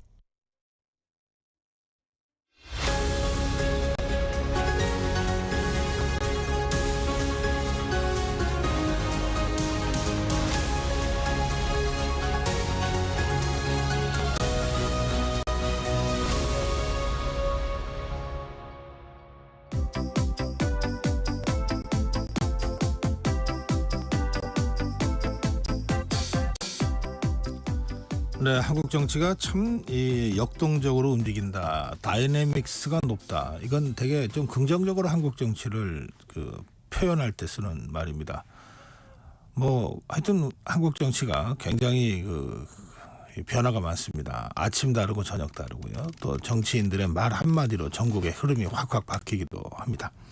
이런 격변의 한국 정치 상황 예측이 참 어렵긴 합니다만 그래도 이번 한 주는 도대체 우리 정치에 어떤 일들이 예정되어 있는가 이런 걸 한번 쭉 짚어보는 시간입니다. 위클리 정치입니다.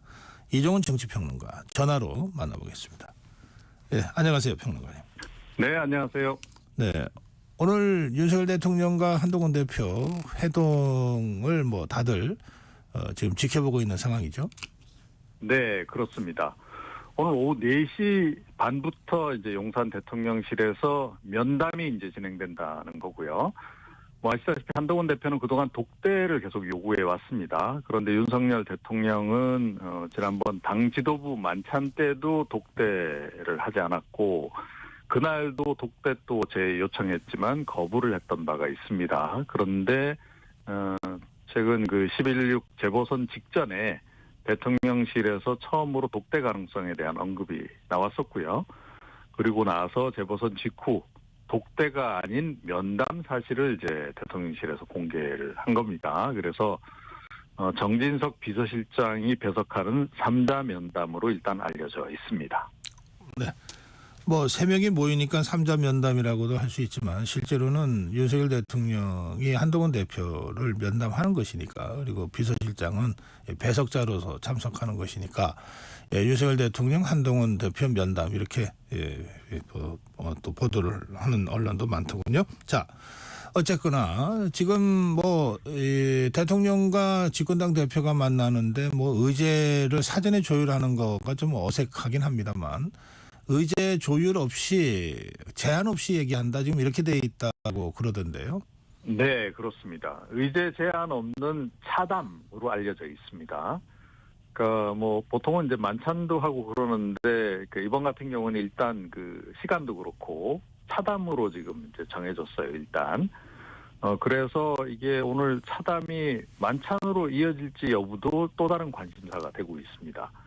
이게 차담 분위기가 좋아져서 좀 이야기가 길어지면 뭐 만찬으로도 이어질 수 있지 않겠냐. 뭐 이런 또 관측도 나오고 있는 그런 상황이고요.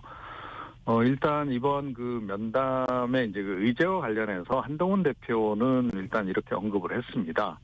변화와 쇄신 필요성 그리고 민생 현안들에 대해 충분히 논의하겠다 이렇게 일단 이야기를 했고요. 네. 이런 속에서 민주당 쪽에서는 김건희 특검법 이 수용 확단만은 꼭 받아서 나와야 된다 이렇게 지금 또 약간 압박성 또 언급을 좀 하고 있습니다. 아무래도 정치권 그다음에 세간의 관심은 이제 김건희 여사와 관련한 이제 논의가 어떤 방향으로 진행이 될지 또 어떤 결론이 나올지 여기에 지금 이제 많이 좀 관심이 좀 모아져 있다 이렇게 이제 봐야 될 것 같고요. 그 이외에 지금 뭐 의정 갈등 해결 방안 이것도 지금 논의가 될 것으로 좀 전해지고 있어서 그 가닥도 어떻게 잡힐지 이것도 지금 관심사입니다. 네. 그런데 뭐 민주당이 지금 훈수까지 두고 나섰다고 지금 말씀하셨잖아요. 네. 예. 그런데 이 김건희 여사 관련해서 한동훈 대표는 이미 3가지 요구를 언론을 통해서 내놓고 지금 면담으로 가는 상황이죠. 예, 그렇습니다. 그러니까 이번 재보선 과정에서 뭐 보수표 결집 차원에서도 좀 이제 이야기해야 될 필요성을 느껴서 아마 한 게 아닐까 이렇게 여겨지긴 하는데 이미 이제 3대 요구안을 지금 내놓은 상태죠. 그리고 재보선 끝나고 그 다음 날 17일에도 재차 이제 이거를 요구를 해서 지금 이제 대략 이 부분에 대한 논의는 좀 확실하게 진행이 되지 않겠냐 이렇게 지금 보고 있는 건데 그 3대 요구는 우선 첫 번째는 김건희 여사 대외 활동 중단, 그리고 두 번째 대통령실 인적 쇄신. 요즘에 뭐 김건희 여사라인 논란이 많은데 이제 이와 관련한 부분, 그리고 이제 김 여사 관련한 여러 이제 의혹 규명 관련해서 이제 이건 수사 부분이 되겠습니다. 그 협조 뭐 이렇게 지금 돼 있고요. 다만 이제 조금 한동훈 대표하고 친한계의 기류가 좀 바뀌고 있는 부분이 좀 있어요. 민주당 쪽에서는 김건희 특검법 뭐 이거 확답 받아서 나와야 된다 이렇게 좀 압박을 좀 하고 있는 상황인데, 지금 민주당이 지금 그 차원에서 김건희 특검법 지금 또다시 재발의까지 해놓은 상태거든요. 지난 17일에. 네. 그런데 이 부분에 대해서는 한동훈 대표가 가능성, 현실성 없는 것을 반복한다 이렇게 비판을 또 했어요. 네. 그래서 이 재보선 이후에 이 김건희 특검법 부분은 조금 기조가 바뀌는 거 아닌가. 사실은 재보선 과정에서는 친한계 인사들이 그 수용 가능성의 언급을 좀 하긴 했는데, 결국 이 특검법에는 반대하는 쪽으로 지금 가닥을 잡은 거 아닌가 이런 지금 분석도 일각에서 나오고 있습니다. 아, 그렇군요. 예. 더불어민주당은 김건희 여사 문제에 대해서 지금 투트랙으로 압박을 가하고 있는 상황이죠? 네, 그렇습니다. 그러니까 김건희 특검법 뭐 재발의했고 상설 특검법도 이제 동시에 추진하겠다. 이제 그거죠. 그러니까 두 가지를 동시에 이제 추진해서 이제 압박 강도를 높이겠다. 이제 그런 의도인 거고요.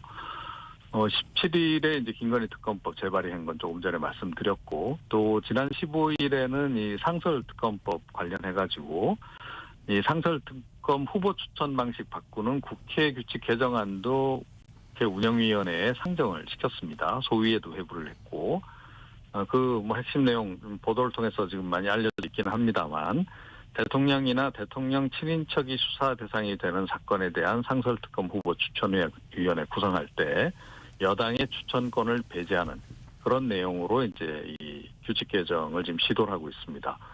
아무래도 지금 압도적인 다수 의석을 가지고 있기 때문에 이거 그대로 처리가 될 것 같고, 상설특검법도 뭐 예정한 대로 지금 진행을 할 것으로 그렇게 예상이 됩니다. 예. 그런가 하면은 민주당은 그 명태균 씨를 특검 대상에도 포함시켰어요? 네. 명태균 씨가 뭐 최근에 뭐 계속 그 간헐적으로 지금 뭐 이런저런 내용들을 이제 공개를 하고 있는데, 명태균 씨한테 지금 민주당 쪽에서는 기대를 좀 많이 걸고 있는 것 같아요. 뭔가 이제 스모킹건이 나오지 않겠냐.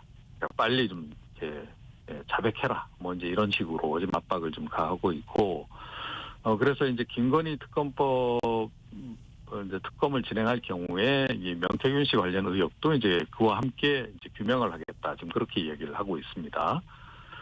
뭐 지난 대선 과정, 그 다음에 이제 그 이후 국정 과정에 이제 명 씨가 얼마나 이제 개입됐는지, 그걸 이제 밝히겠다. 이제 그런 거고요. 네. 아시다시피 지금 명태균 씨 국감 증인으로도 채택을 했습니다. 그런데 불출석 지금 했죠. 그래서 동행 명령장까지 발부를 했는데 지금 여전히 불출석할 것으로 좀 전해지고 있고, 25일에 이제 행안위 때 이제 국감 때 출석 요구를 또 해놓은 상태인데, 여기에 대해서는 지금 불출석 사유서까지 제출을 했습니다. 네.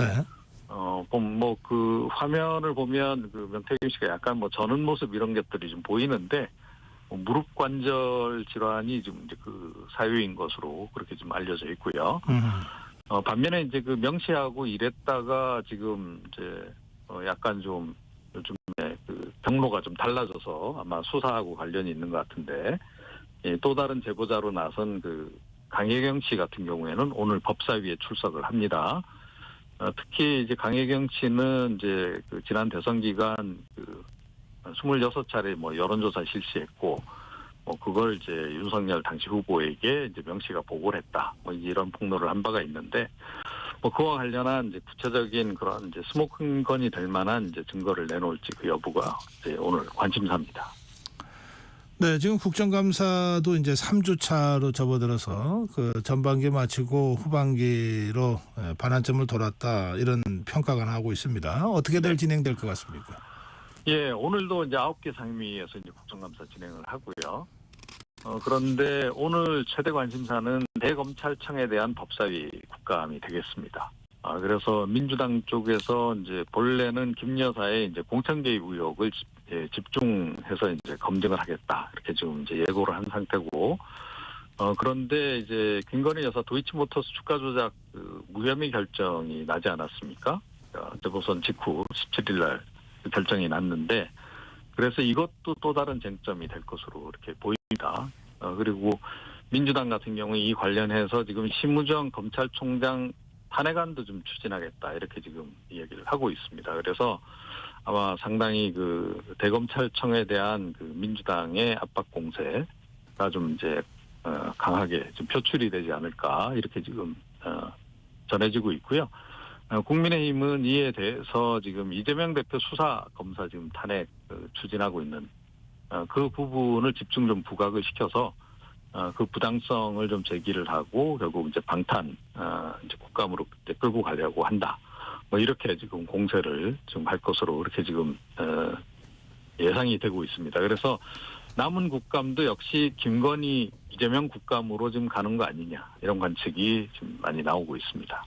네, 뭐 그러다 보니까 여야가 서로 민생을 외면하고 있다, 이런 지적을 받지 않을 수 없고, 또 그 책임을 서로 상대방한테 떠넘기는 공방도 벌이고 있고 그렇더군요. 예, 그렇습니다. 그래서 지금 서로 쌍방이 지금 상대 탓을 지금 하고 있어요. 안 그래도 지금 올해 국감도 맹탕 국감이다, 또 민생 외면 국감이다, 이런 평가가 지금 나오고 있습니다. 좀 이 정도면 거의 역대급 아니냐, 뭐 이런 얘기까지 나오고 있는데, 국민의힘 이제 추경호 대표는 거대 야당이 광장에 입고 나갈 방탄용 롱패딩을 준비할 때가 아니라 사회적 약자를 두텁게 지원할 방안용 민생 정책을 국회 안에서 논의할 때다. 지금 민주당 쪽에서 지금 김건희 여사 관련해서 장외투쟁을 예고하니까 이제 이런 언급 내놨고요. 이재명 민주당 대표는 또 이렇게 지적했습니다. 안보와 민생 상황이 엄중한데 이를 점검하고 대안 모색하는 국감이 될 수 있게 야당의 전향적 태도 변화를 촉구한다. 그러니까 서로 이제 상대 탓을 지금 하고 있는 이제 그런 그 형국입니다.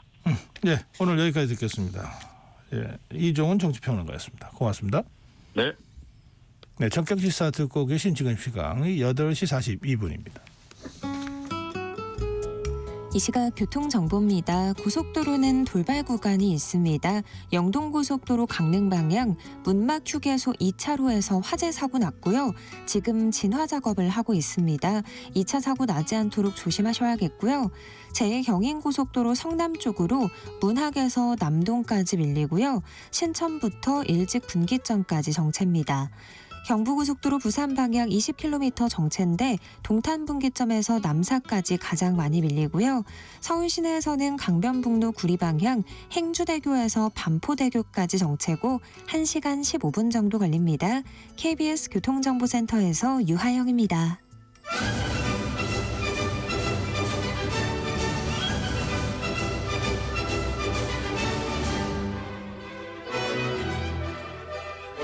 네, 스포츠 먼데이입니다. 월요일을 활기차게 스포츠 소식으로 전해드리는 KBS 김완수 기자입니다. 김완수 기자와 함께하겠습니다. 김 기자 어서 오세요. 네, 안녕하세요. 네, 손흥민 부상에서 돌아와서 제대로 돌아왔는지 모르겠네요.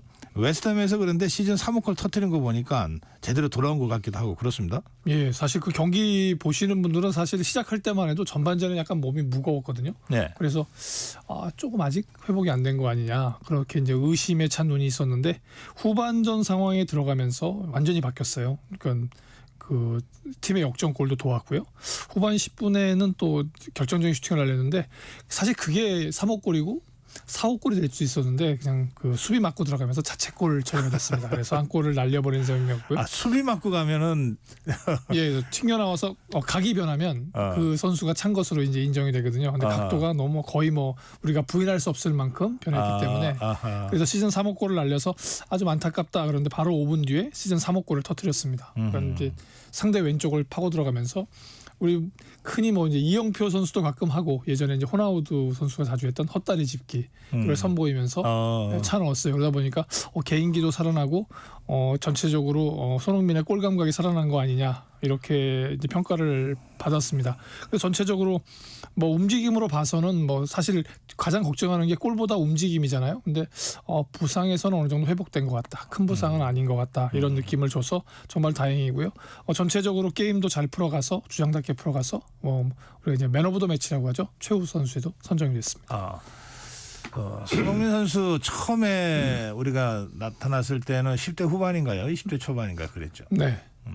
근데 어느새 지금 뭐 캡틴을 어디서나 맡고 있을 정도로 네. 이건 그야말로 이제 중견 선수가 됐는데 네.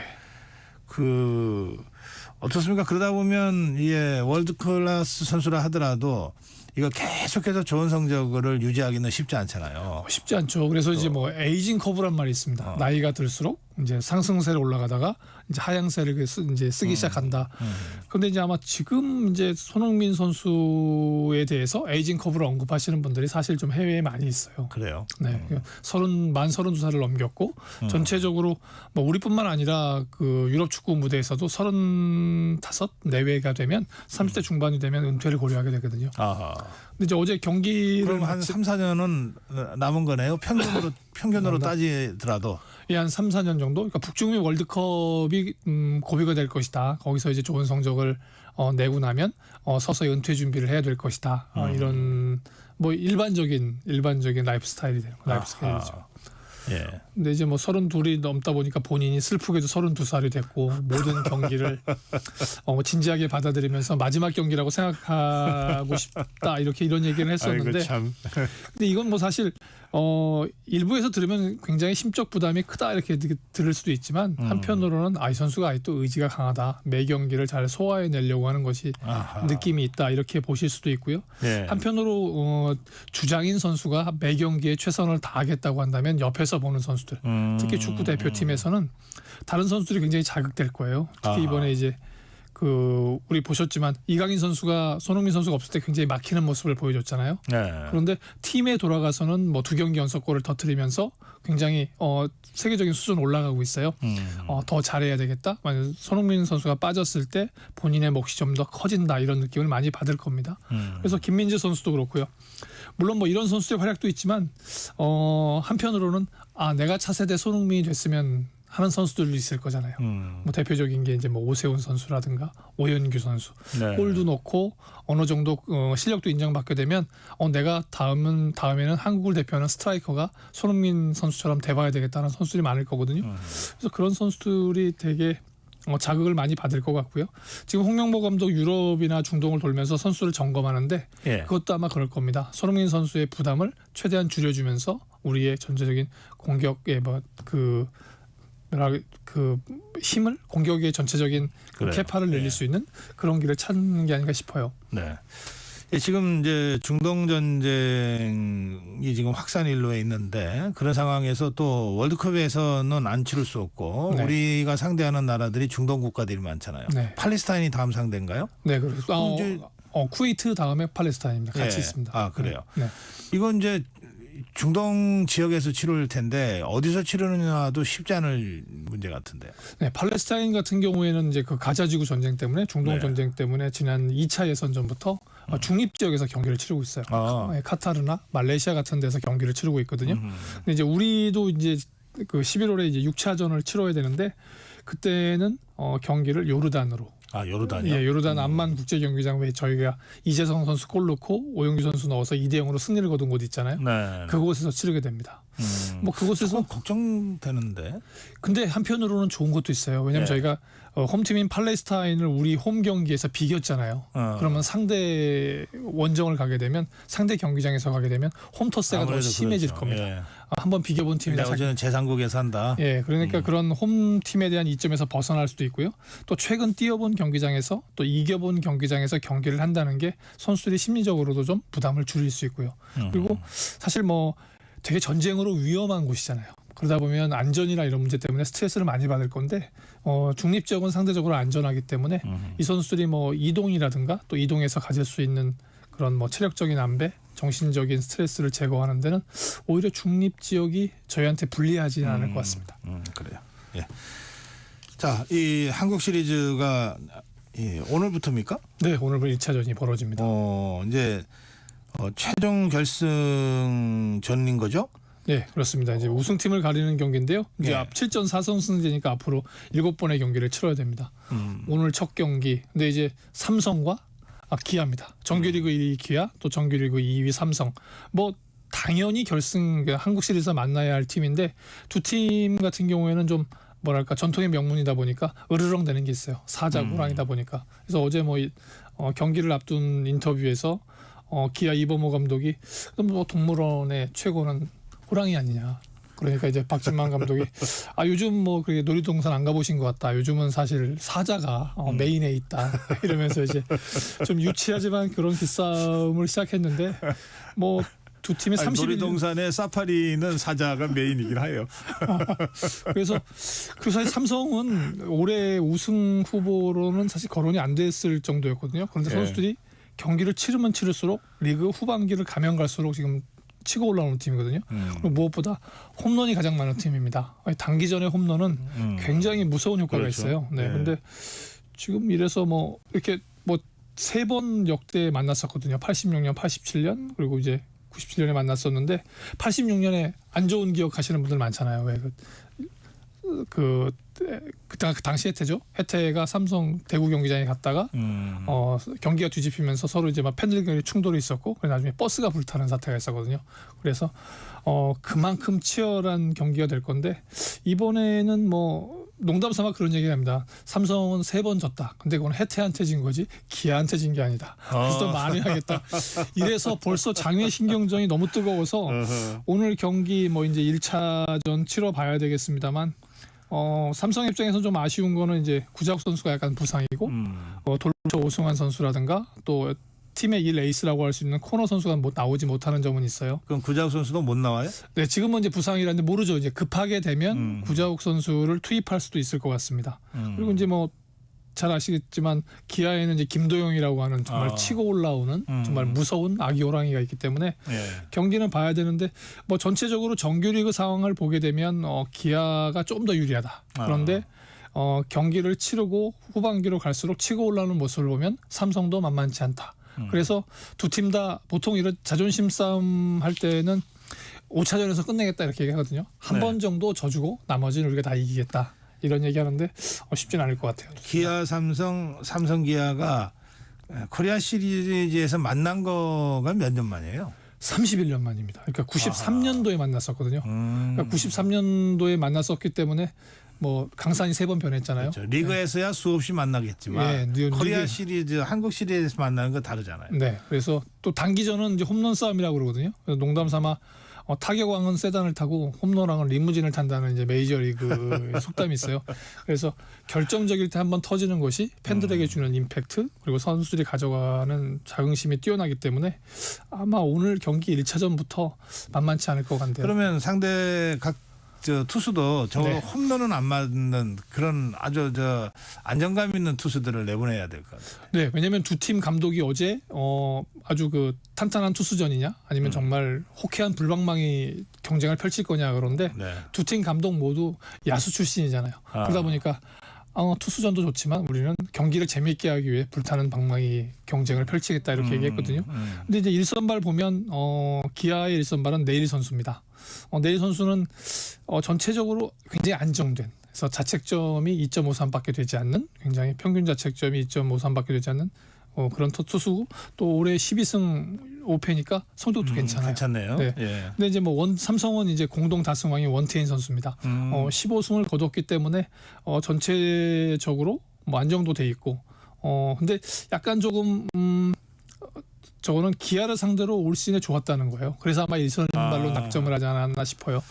그래서 두 팀 다 굉장히 뭐 타격에서는 뭐 말할 수 없는 선수들이 있는데, 근데 조금 이제 삼성의 입장에서는 김도영 선수를 눈여겨봐야 될 거고, 그다음에 이제 기아의 입장에서는 지금 홈런 펑펑펑 치고 있는 디아즈 선수라든가, 또 이제 뭐 김영우 선수가 생각보다 굉장히 잘하고 있어요.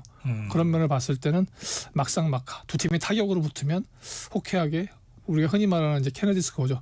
8대7 정도 나지 않을까 싶은데 투수들이 또 생각보다 강해요. 그래서 그렇게 많은 점수가 안 날 수도 있습니다. 네. 보통 우리 팬들이 투수전은 좀 재미없어 하시는 경향들이 있었는데 요즘은 또 그렇지도 않아요? 뛰어난 투수가 자기 편이면 투수전이 재밌습니다.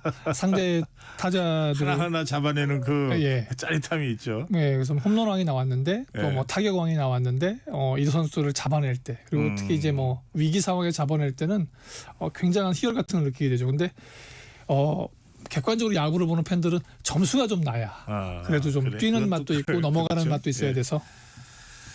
자, 왕년의 축구 스타들이 화려한 서울 나들이를 한다는 소식인데요. 짧게 좀 전해주실래요? 네, 어제 했었는데요. 이제 아이콘 매치라고 해서 세계 최고의 수비수 11명과 세계 최고의 공격수 11명이 만나는 경기를 펼쳤습니다.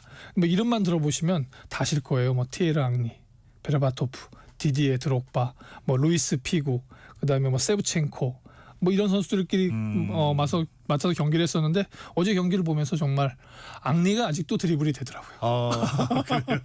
그리고 어제 세이도르프 선수 같은 경우에는 김병지 선수가 공격을 하고 잠깐 나오니까 한 40m 정도 되는 것 같아요. 중거리 쐈어요. 장거리 넘겨서 골을 집어넣었어요. 그러니까 뭐 한마디로 세계적인 별들이 모여서 경기를 치렀는데, 김병지 선수 뛰었으면 우리나라 선수들도 뛰었네요. 네, 뭐 안정환 또 박지성 선수도 모처럼 나와서 PK를 넣고 했습니다. 뭐 전체적으로 재밌는 경기였고요. 뭐 경기의 승부는 4대1로 수비수 팀이 이기긴 했지만 그런 한마디로 축구의 전설들을 다 눈앞에서 볼 수 있는 곳이라서 64,000석이거든요. 서울 월드컵 경기장이 팬들로 가득 차서 정말 축구다운, 정말 무슨 마치 게임 같은 상황구장에서 했다는 거죠? 네, 그렇습니다. 잔디는 괜찮았나 모르겠네. 어제 잔디 좋지 않았어요. 자주 미끄러지고 하는 장면들이 많이 나와서 하지만 그 선수들이 뭐랄까 우리로 치면 올스타전 같은 느낌이었기 때문에 크게 뭐 관여되지는 않았습니다. 예, 오늘 여기까지 듣겠습니다. 예, 김완수 기자였습니다. 고맙습니다. 10월 21일입니다. 10월 21일 월요일 정격 시사, 오늘은 여기서 인사드리겠습니다. 고성국이었습니다. 일상생활에서